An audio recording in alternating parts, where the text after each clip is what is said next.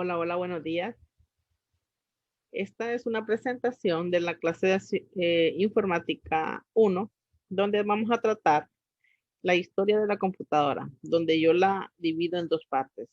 La historia de la computación y la segunda parte, la evolución de las computadoras, que es básicamente lo que es el, las generaciones.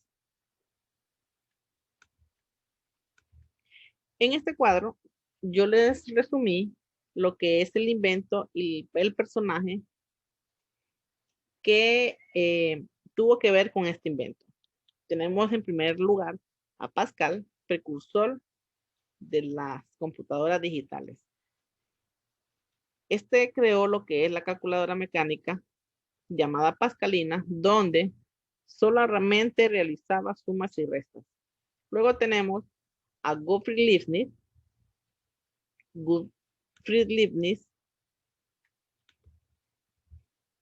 creó lo que es la calculadora universal. Este perfeccionó lo que es la Pascalina, para que ésta pudiera no solamente realizar sumas y restas, sino que también divisiones y multiplicaciones. Luego tenemos lo que es a Joseph Marie Jacquard, que creó un telar donde se reproducía información. Esta era codificada en patrones de agujeros perforados en tarjetas de papel. Luego tenemos a Charles Babbage. Luego de que este abandona y emprende un nuevo proyecto, la máquina analítica. Primero creó lo que era la máquina de diferencias, abandona proyecto y luego empieza con lo que es la máquina analítica. La máquina de diferencias dice que calculaba polinomios de sexto grado, tabulando hasta 20 cifras y 8 decimales. Por lo cual, eh, podemos ver en la historia y en los libros de texto que la máquina analítica realizaba más que estas funciones. Luego tenemos a Herman Hollerith, que perfecciona las tarjetas perforadas. Las tarjetas perforadas son donde nosotros lo que ahora en día llamamos medios de almacenamiento. En aquel entonces eran tarjetas perforadas donde se almacenaba o se manejaba cierto tipo de información o cierta cantidad de información. Luego tenemos un poco de la historia más, más reciente, donde tenemos a Howard Aiken,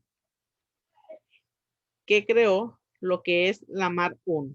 Esta máquina combinaba la tecnología eléctrica y mecánica, porque recordemos que los inventos anteriores eran aparatos mecánicos, ¿verdad? Pero este mejoró lo que es esta parte de la tecnología, de mecánica a eléctrica, con las técnicas de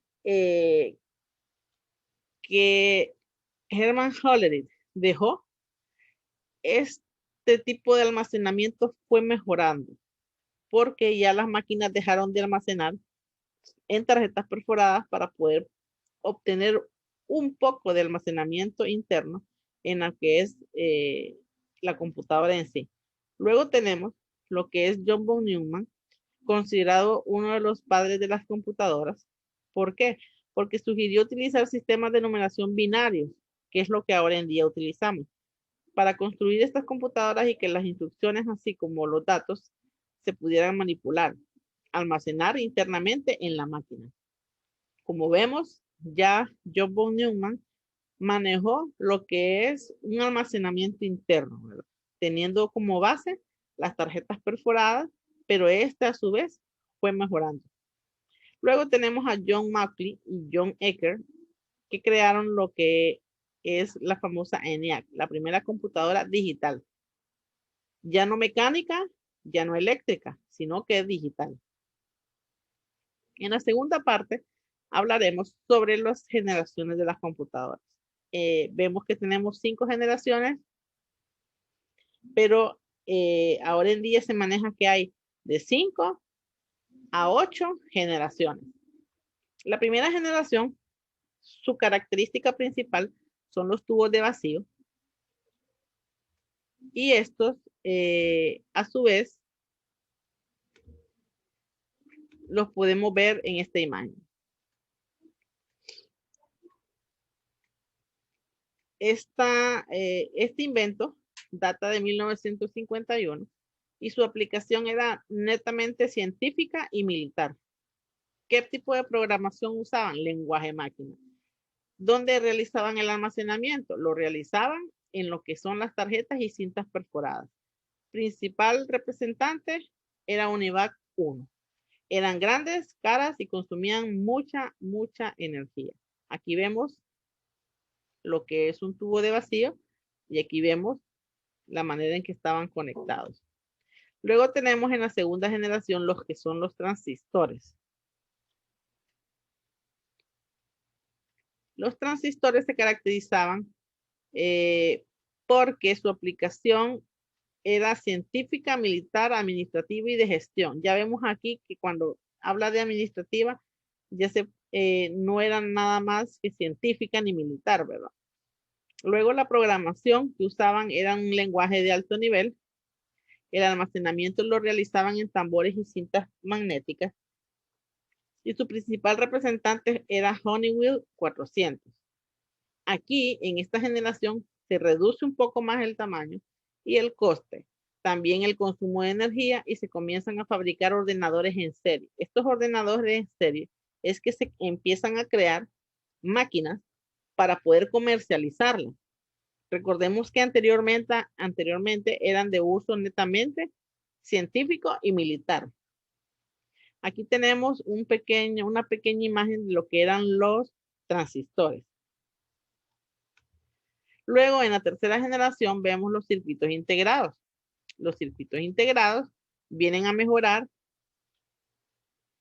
mucho en lo que es el costo de fabricación. O sea, anteriormente fabricar una computadora en aquellos momentos era demasiado costoso, pero en esta generación, en 1964, los costos para fabricar cada una de ellas eran un poco menos, aunque siempre eran caras, pero eran un poco más accesibles.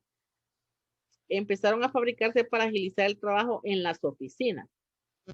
Como vemos, el ámbito militar, gubernamental y científico ya iba quedando no en desuso, pero sí ya gran parte de la sociedad podía tener acceso a una computadora, aunque no toda la población.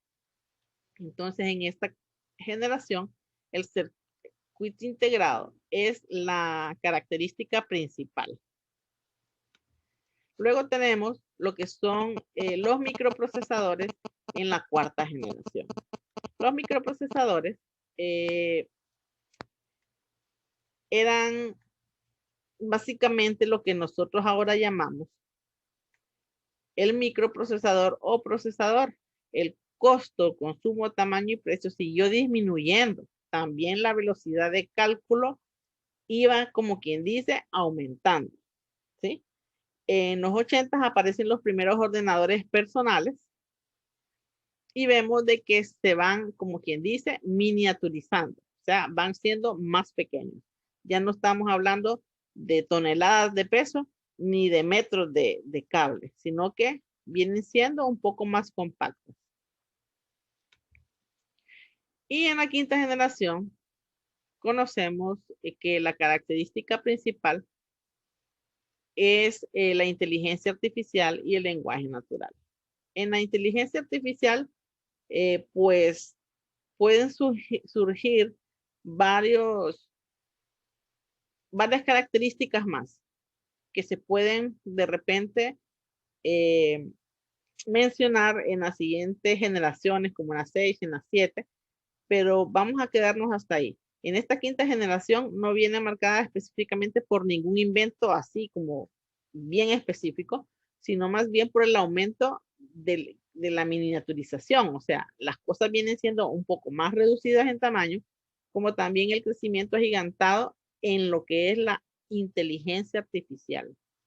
La inteligencia artificial data de muchos años atrás y ahora en día el ámbito donde se utiliza la inteligencia artificial es un poco más amplio.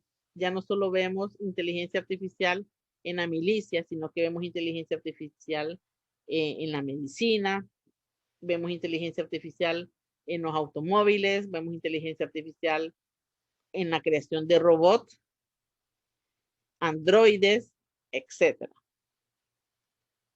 También aparecen lo que son los microprocesadores de tipo en los aparatos electrónicos como los GPS, los móviles y así un sinnúmero de aparatos.